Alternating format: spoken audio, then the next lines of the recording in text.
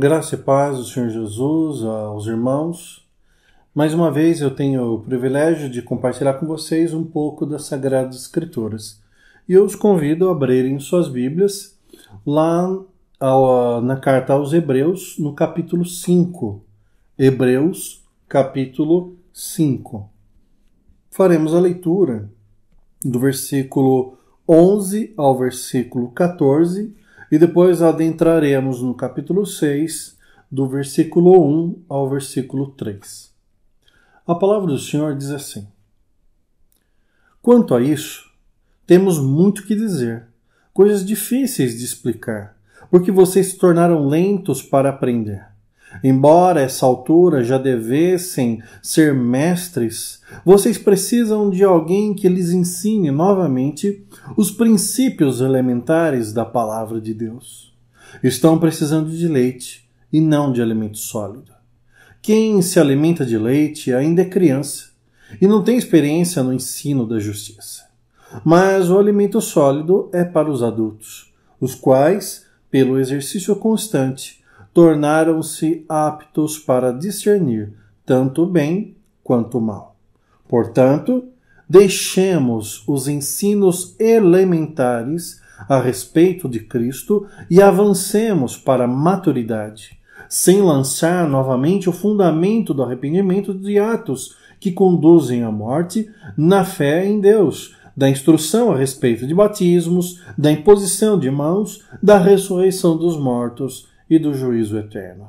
Assim faremos se Deus o permitir. Eu convido você agora, se você puder, baixe sua cabeça, feche seus olhos, vamos orar. Deus Todo-Poderoso, louvamos o Teu nome e Te agradecemos por mais um dia de vida. Até aqui o Senhor tem nos ajudado e como tem nos ajudado, Senhor.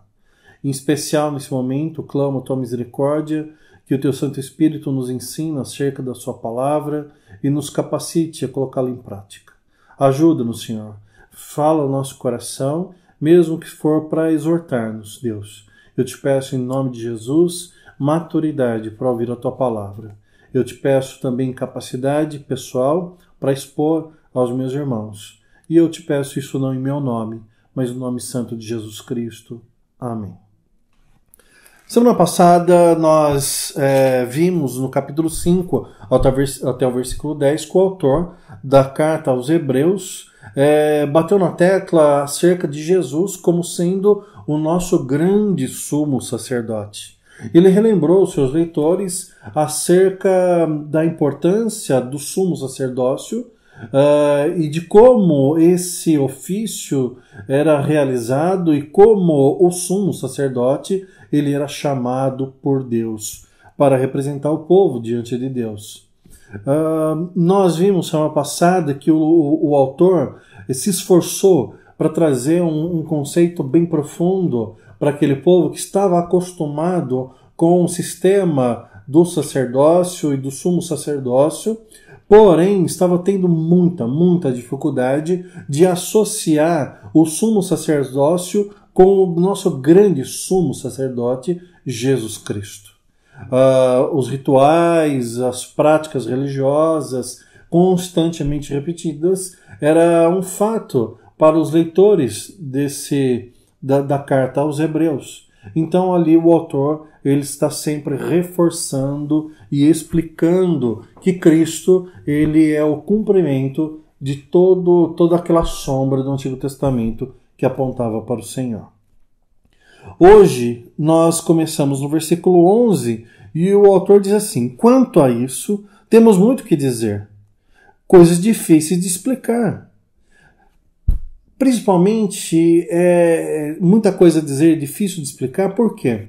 Porque o sacerdócio, compreendido muito claramente pelos seus leitores, é aquele sacerdócio arônico, cujo Arão foi o primeiro sumo sacerdote. Mas o autor aqui da carta aos Hebreus está apontando Jesus para uma outra linhagem de sumo sacerdote, segundo a linhagem de Melquisedeque. Esse Melquisedeque realmente não aparece muito na Bíblia. Nós vamos ver depois no capítulo 7, de maneira mais contundente, acerca desse personagem, mas é uma palavra complicada, é uma palavra difícil, dura, difícil de gestão, principalmente para aqueles que já estavam acostumados com a maneira que era feita.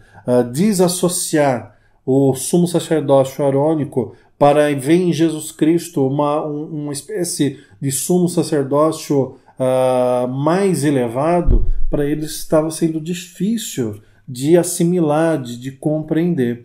Por isso ele diz, quanto a isso, temos muita coisa a dizer, mas coisas difíceis de explicar.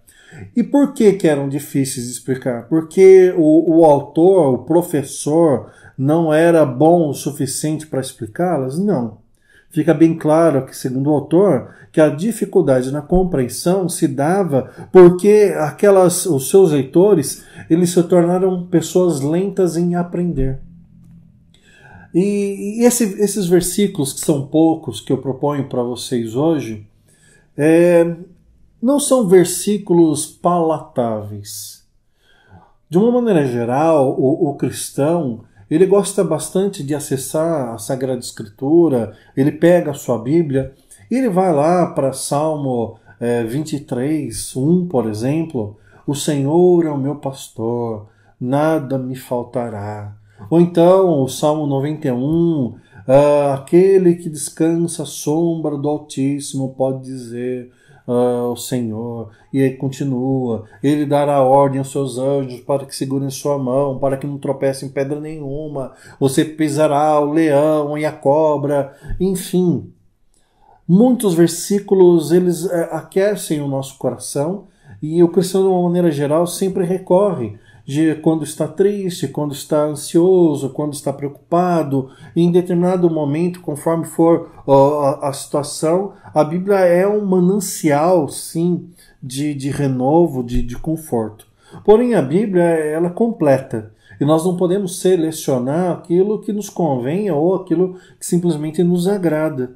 E nós temos que ter hombridade, sinceridade de olhar para toda a Escritura e ver em toda a Escritura algo aplicável a nós também.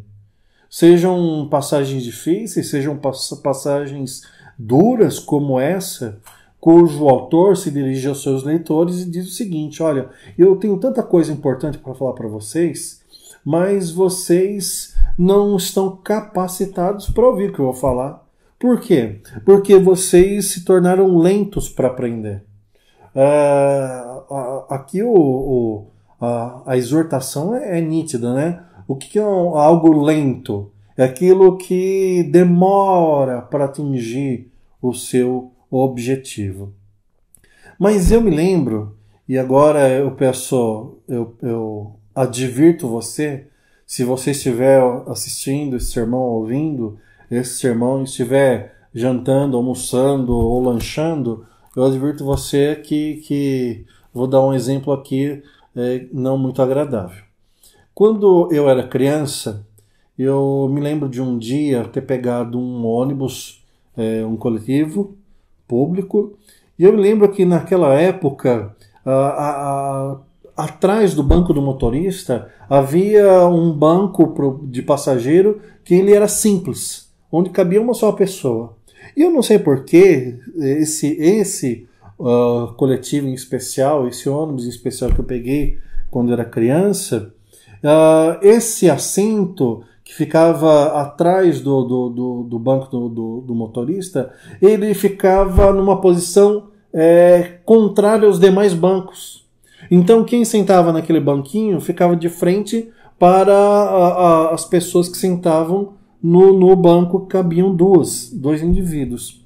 E eu lembro que eu, criança, né, eu corria sempre para sentar nesse banquinho, seja independente de como for a disposição dele. Mas nesse em especial, eu me sentei e de frente de mim haviam duas pessoas, e uma dessas pessoas era uma senhorinha bem idosa. E então eu percebi que ela tinha um saquinho de amendoim na mão, e ela pegava um amendoim, colocava na boca, e aí ela fazia todo um processo, um ritual, de colocar o amendoim numa bochecha, jogar para outra bochecha, fazia todo aquele mecanismo. E aí eu percebi que depois de algum tempo, alguns minutos, essa senhorinha ela pegava o amendoim da boca inteiro ainda e jogava pelo vidro do coletivo. E aí eu percebi o quê? Que ela, na verdade, ela não comia o amendoim. Ela não mastigava o amendoim. Ela apenas ali ficava chupando o amendoim, e a hora que, sei lá, perdia o gosto, não sei, ela pegava e jogava fora. E ela fez isso várias vezes. E então, numa dessas vezes, eu percebi o quê? Que era uma senhorinha que não tinha os dentes. Não tinha os dentes na boca. Não é que ela não queria comer o amendoim. Ela não tinha a ferramenta adequada para mastigar, para quebrar a casca dura do amendoim e comer. Por que eu estou falando isso? Porque o texto desse sermão vai falar exatamente isso. A incapacidade, a falta de ferramenta, de instrução para se realizar um objetivo. E o texto continua dizendo, embora a essa altura, no versículo 12, embora a esta altura já devessem ser mestres, vocês precisam de alguém que lhes ensine novamente os princípios elementares da palavra de Deus. Estão precisando de leite, não de alimento sólido. E aqui é realmente uma palavra dura, e o autor ele atiça essa palavra para que haja um despertamento aos seus leitores, um desconforto proposital, para que eles parem e pensem. Olha, espera um pouquinho. Está sendo nos dito algo que se refere à nossa capacidade de compreender. E o autor vai dizer que a falta da capacidade de compreender não é por falta de cérebro, não é por falta de explicação, não é por falta do mecanismo. É por falta da capacidade, é por falta da negligência. E aqueles leitores eram lerdos para aprender. O problema não está no ensino ou no ensinador, está no receptor desse ensino, no aluno. Esses alunos estavam muito lentos e por isso eles não compreendiam coisas mais avançadas. Olha, de fato, quando um bebezinho ele nasce, ele começa a crescer, 1, 2 aninhos, a gente fica muito alegre de ver algumas de suas peripécias. Provavelmente você nessa pandemia deve ter já acessado algum tipo de vídeo de alguma menininha, um menininho bem pequenininho, bonitinho, falando fininho, falando lave as mãos, ou dando uma bronca em alguém, e você fala, ai que lindinho. Algumas palavras não saem corretamente, mas você vê o tamanho da criança, a bochecha gordinha, e aí você fala, ai que legal, que fofura. Sim, quando nós nos convertemos, nós não somos capazes de acessar ensinos profundos, não somos articulados na palavra de Deus. Por quê? Porque nós somos ainda bebês, estamos começando na caminhada cristã. Então é aceitável, não plausível, mas aceitável que nós falemos coisas que não sejam tão corretas ou que não façam tanto sentido. Por quê? Porque ainda estamos aprendendo. Estamos no começo da caminhada cristã. Tem algumas coisas que, como uma criança pequena, nós vamos ter que aprender 1 vez, 2 vezes, terá de ser repetido a nós algumas vezes para que a gente consiga apreender a mensagem, o conceito. O que o autor da Carta aos Hebreus está falando não é acerca desse tipo de cristão que acabou de se converter, que ainda está aprendendo, está balbuciando, está engatinhando na fé.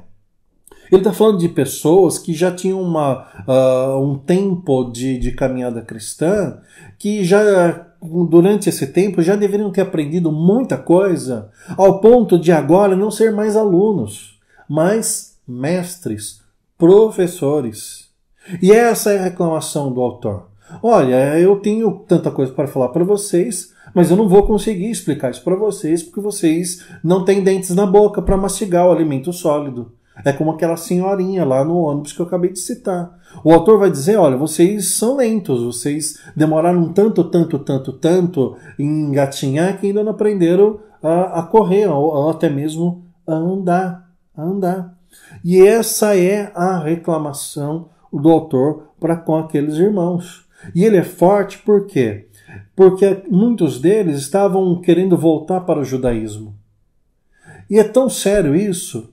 Uma pessoa que tem o conhecimento da palavra de Deus, está na igreja durante bastante tempo, depois de muito tempo na igreja, muitas coisas ter acesso para poder aprender, mas não aprende, porque não aprende, volta novamente a flertar com as coisas do mundo, ou com filosofias furadas do passado.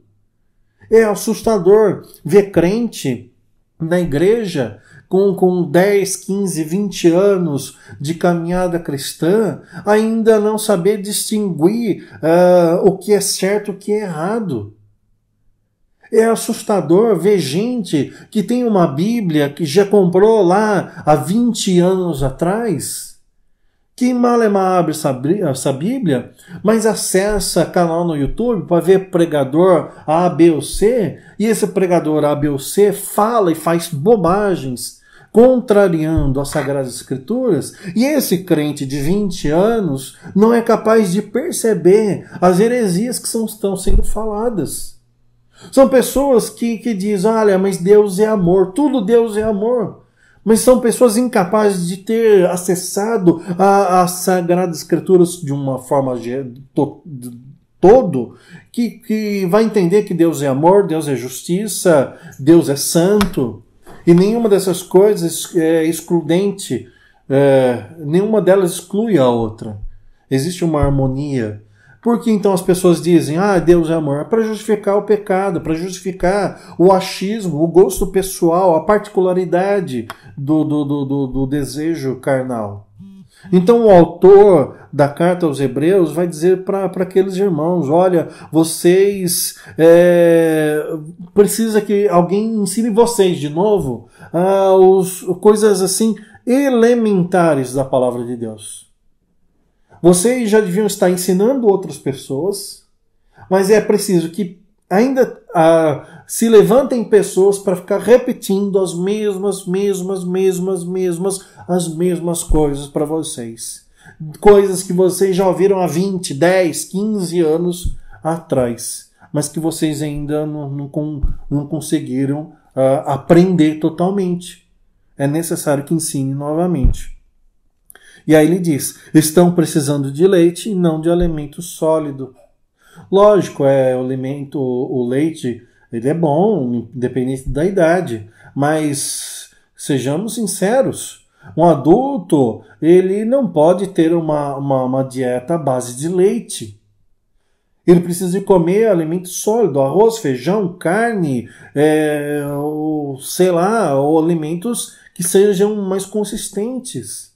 O leite é adequado para uma fase do ser humano na qual ele é muito pequeno. Aí começa com o leite materno, depois os outros tipos de leite, alimento líquido, depois amassadinho, e depois a criança vai mastigar. Por quê? Porque quando começa a tomar leite não tem dente na boca. Mas depois que a criança tem o dente, ela tem que aprender a mastigar o seu alimento e ingerir esse alimento mastigado.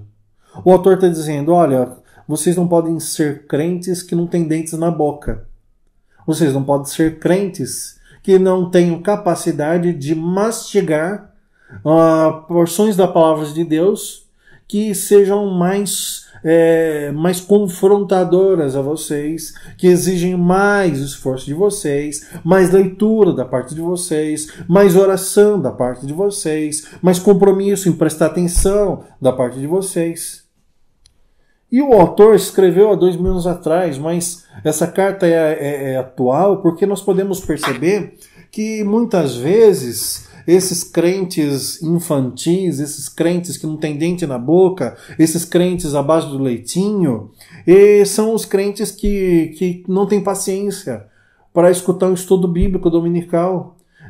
São crentes que não têm dente na boca, que vivem à base do leitinho, que começam a escutar o sermão e falam, mas vai demorar muito para acabar, e se cansa fácil, se enfada facilmente, está sempre enfadado, e para tudo tem disposição. Assiste um jogo de futebol, 45-45, mais pênaltis, mais prorrogação, mais não sei o que, comentários pós-jogo, 3 horas do negócio. Vai no cinema, pega aqueles filmes gigantescos, parte 1, 2, 3, 3 horas do negócio.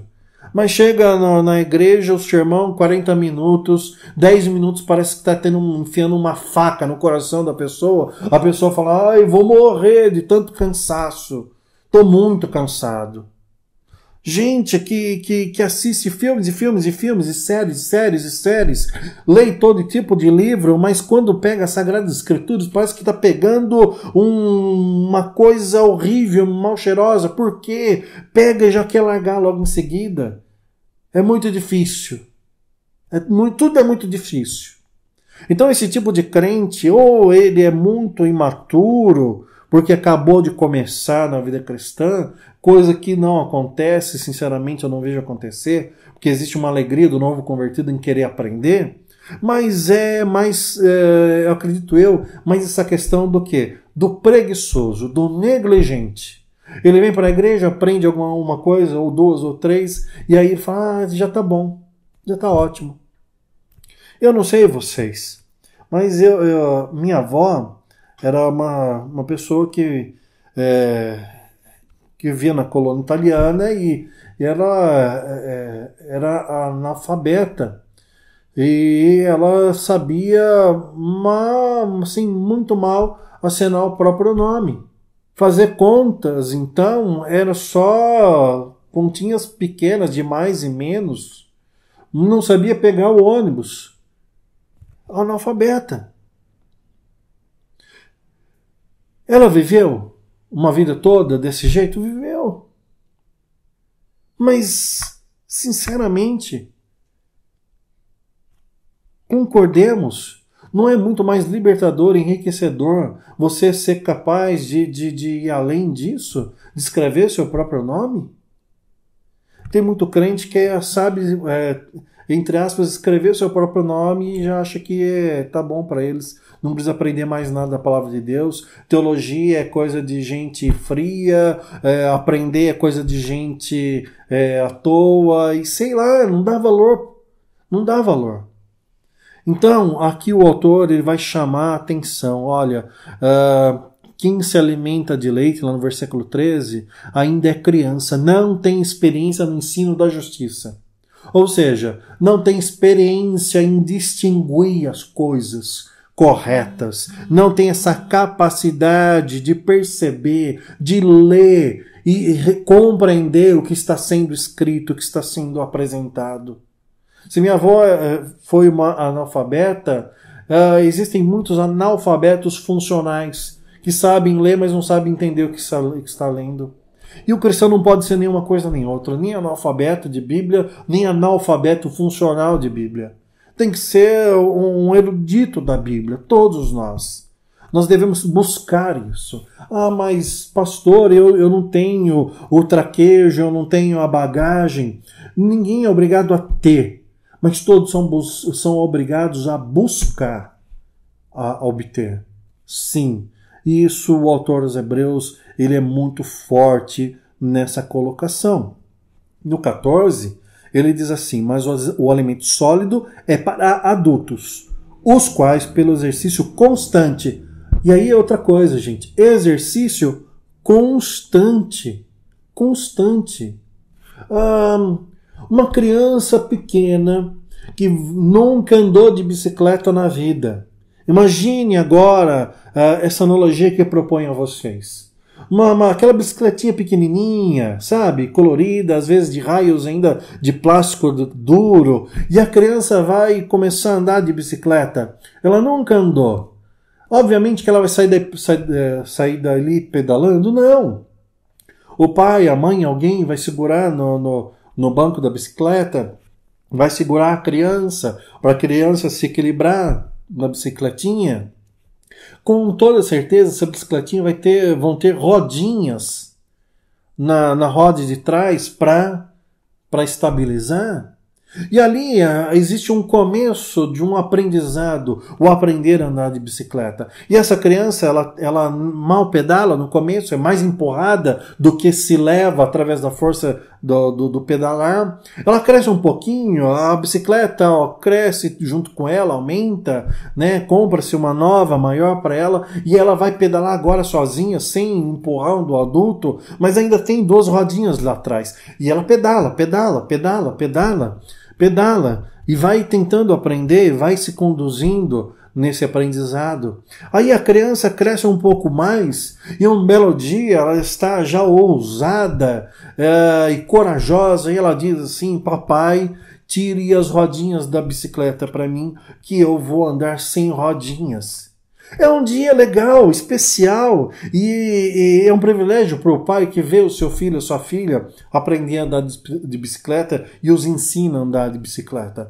É nesse dia que a rodinha é tirada, aquele pedalar vacilante, e ali o caminho não é tão reto, mas tem aquela aprender do respirar, tipo assim, será que vai cair, não vai cair? E de repente a criança começa a pedalar e vai pedalando e pega o embalo. E está andando de bicicleta. Então você grita: pedala, pedala, pedala.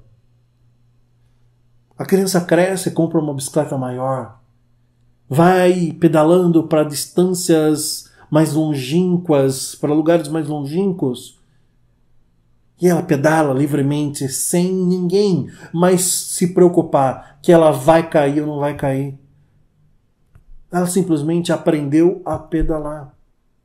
Mas uma bicicleta leva quantas pessoas? Geralmente uma única pessoa, aquela que pedala. Algumas adaptações, alguém vem atrás, ou bicicletas com garupa, mas geralmente é uma só pessoa. E chega um momento desse pedalante, digamos assim, que ele olha para a bicicleta e ele já não fica mais impressionado que ele anda sem rodinhas, nem fica impressionado mais que ele tem o domínio completo do equilíbrio sobre as 2 rodas. Mas ele olha para a bicicleta e começa a perceber o seguinte: olha, eu preciso de mais, eu desejo mais.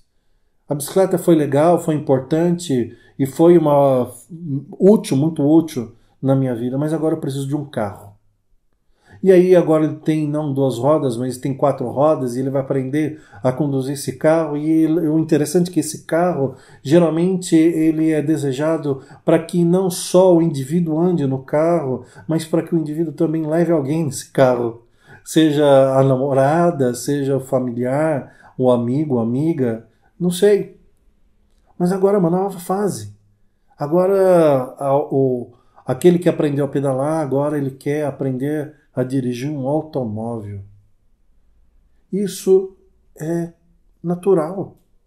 O que não é natural é no cristianismo as pessoas chegarem e receberem os princípios elementares da palavra de Deus, e ali como uma bicicletinha pequenininha com rodinhas, onde geralmente vem um pastor e segura no selim da bicicleta e fala para você: suba, e eu vou te segurar, e você vai ali ficar equilibrado, e o pastor diz: pedala, ou seja, leia a palavra, ou seja, ouça o sermão. E você ouve o sermão, você lê um salmo, legal, bacana, e daqui a pouco você está pedalando com rodinhas, já está lendo um salmo sozinho.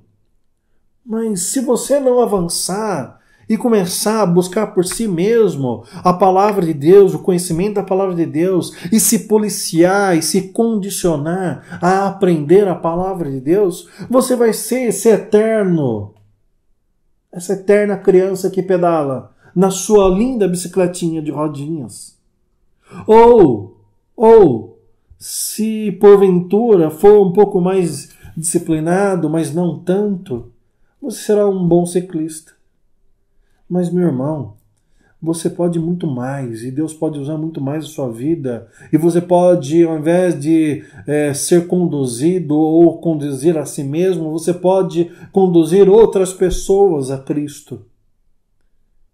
Você pode ser um instrumento na mão de Deus, capacitado para digerir o alimento sólido e chegar a um ponto de também transmitir o seu conhecimento às outras pessoas. E é isso que o autor está falando. E no capítulo 6, 1 diz assim, portanto, ou seja, ele conclui essa linha de raciocínio e diz, portanto, ou seja, o que eu espero que aconteça?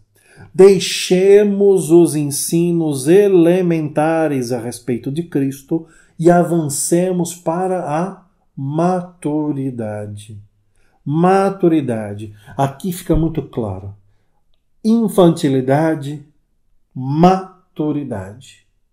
Espera-se que vivamos na época certa a infância do Evangelho, mas espera-se que saiamos da infância e passemos para a fase adulta, pois aquele que vive eternamente infantil não é visto com bons olhos, não é bonito, não é fofo, não é legal.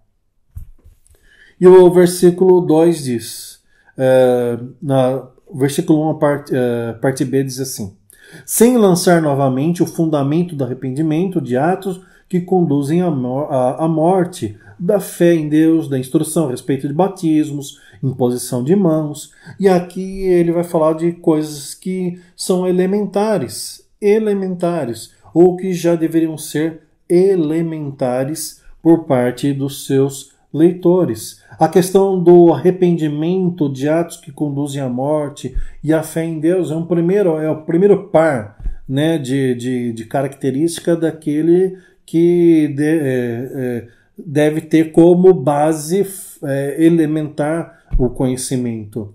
Então, o autor está dizendo, olha, gente, vocês já sabem que Cristo Jesus, que morreu na cruz do Calvário e expiou todos os pecados. Não é mais o sacrifício de animais, não é mais o sangue de animais derramados no templo que purifica vocês dos pecados de vocês. É o sangue de Cristo.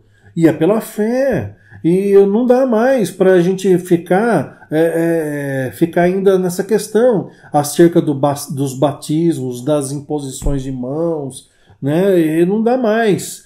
Batismo, imposição de mão, é um outro par de característica de elementos basilares, algo elementar da fé.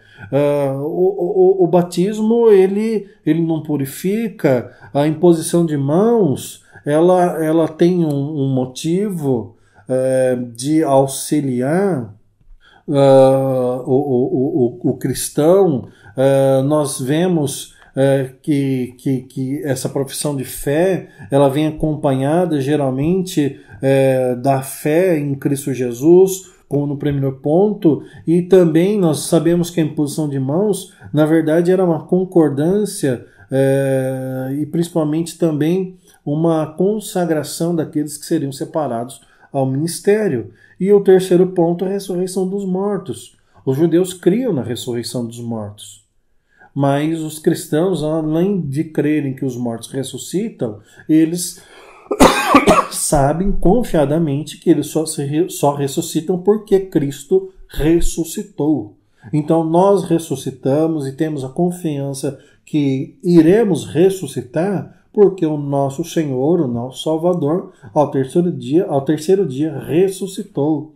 E porque nós somos cordeiros com Cristo, porque nós somos filhos de Deus, nós também iremos ressuscitar. Então o apóstolo Paulo está falando, olha, essas coisas não dá para ficar martelando toda hora, sabe? Não dá para ficar mais nessa, ficar falando de, olha, coisas elementares. Nós precisamos avançar, saber mais, para que possamos também contribuir para o conhecimento do reino de Deus. Meu irmão, minha irmã, eu não sei como está o seu nível de conhecimento, Mas antes de qualquer coisa, eu quero que você saiba. Não é a quantidade do conhecimento, pura e simplesmente, que é exigido, mas é principalmente a prática do conhecimento adquirido. Não adianta nada conhecer a Bíblia de capa a capa e não aplicar na sua vida. Mas não adianta nada querer ser um cristão verdadeiro e não saber o que está fazendo. Eu não sei qual é o seu nível de entendimento, qual é o seu nível de maturidade cristã, mas eu vou dizer, se você é novo convertido, continue buscando. Essa palavra é para você. Continue buscando crescimento na palavra de Deus, na intimidade com o Senhor, através da leitura das Sagradas Escrituras, através do ouvir e assistir bons pregadores, através de bons livros cristãos, através de uma vida de oração. Busque crescimento e Deus vai te abençoar e você será capacitado cada dia mais a absorver conhecimentos mais densos. Busque e achará. Essa é uma promessa bíblica. Mas também é para você que já está há 10, 15, 20, vai saber quantos anos já na caminhada cristã. Você que já tem horas de banco de igreja aí sobrando, mas que você ainda fica sendo consumido e debatendo com as pessoas se beber álcool é pecado ou se comer, sei lá, ir em festa cultural é pecado. Olha, sinceramente, não fique procurando bobagens para se pegar. Com humildade, cresça no conhecimento da palavra de Deus. Não fique baseando o seu temperamento e qualificando a sua vida cristã pelo que o pastor falou, se deu boa noite, não deu boa noite, se o irmão foi com a cara, não foi com a cara. Não se apegue a essas bobagenzinhas. Tem algo maior, mais importante. Aprenda os princípios elementares, mas não fique nos princípios elementares. Avance. Aprenda mais sobre Deus. Cresça. Amadureça. Para sua edificação, para a edificação da igreja e para as pessoas que te circundam. Pois crente, 20, 30 anos na igreja, que é infantil, é um peso para essa igreja. É um peso para a cristandade. É um peso para o reino de Deus. Então, cresça, amadureça com a graça do Senhor Jesus. Essa é a minha oração para a sua vida e para a minha vida também, pois esse é o meu desejo. Cada dia que passe, que eu cresça mais e mais no conhecimento, para que quanto mais eu cresça no conhecimento, mais eu diminua e Cristo cresça em mim. Que assim seja também na sua vida, em nome de Jesus. Que o amor do Pai, a redenção de Jesus Cristo e a comunhão do Espírito Santo esteja com cada um de vocês, hoje e sempre. Amém.